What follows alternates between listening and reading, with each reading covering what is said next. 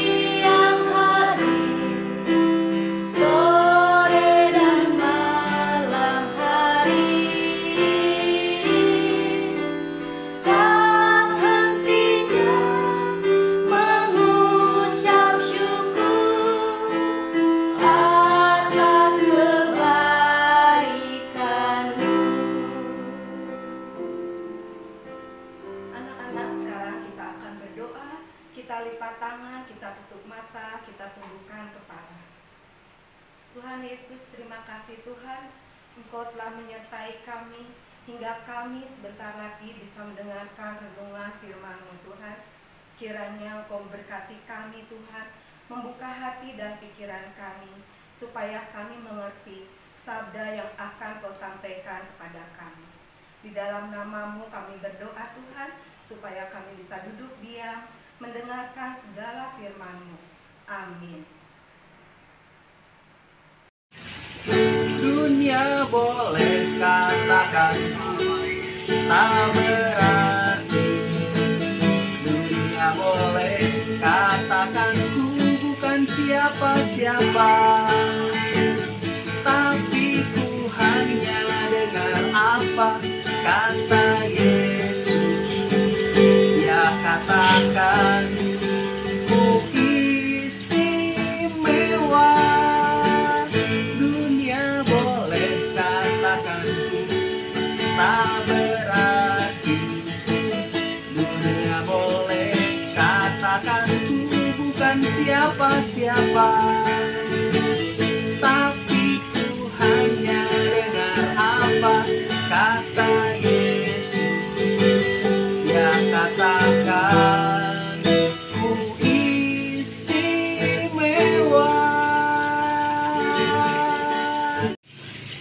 Oke, jumpa lagi di renungan kali ini bersama Mr. Edi. Bagaimana anak-anak kabarnya? Mr. harap semuanya dalam keadaan sehat ya. Ya, seperti lagu tadi dikatakan bahwa kita ini adalah seseorang yang istimewa. Makanya di renungan kali ini Mr. Edi membawakan renungan dengan judul Aku Istimewa. Ya, katakan semuanya ya. Aku istimewa. Kita lihat dalam Alkitab kita di dalam Kejadian 1 ayat 26 sampai 27. Ya, Kejadian 1 ayat 26 sampai 27 firman Tuhan mengatakan, "Berfirmanlah Allah, baiklah kita menjadikan manusia menurut gambar dan rupa kita, supaya mereka berkuasa atas ikan-ikan di laut dan burung-burung di udara, dan atas ternak, dan atas seluruh bumi, dan atas segala binatang yang melata merayap di bumi. Maka Allah menciptakan manusia itu menurut gambarnya. Menurut gambar Allah diciptakannya dia, laki-laki dan perempuan diciptakannya mereka. Ya, itu ya. Tuhan menciptakan manusia begitu istimewa. Kenapa sih manusia itu diciptakan istimewa banget gitu ya di hadapan Tuhan?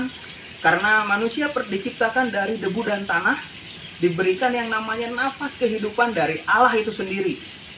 Terus manusia diciptakan di hari yang ke-6, di mana semua alam semesta ini sudah komplit, semua sudah ada, tinggal manusia tinggal menikmatinya saja.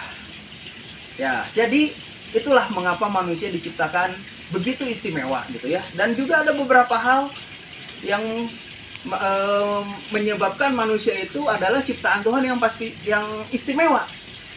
Ya, kita diciptakan istimewa karena satu, manusia diciptakan segambar dan serupa dengan Allah atau yang disebut dengan yang namanya imago Dei. Ya, manusia diciptakan serupa dan segambar dengan Allah yang disebut dengan imago Dei.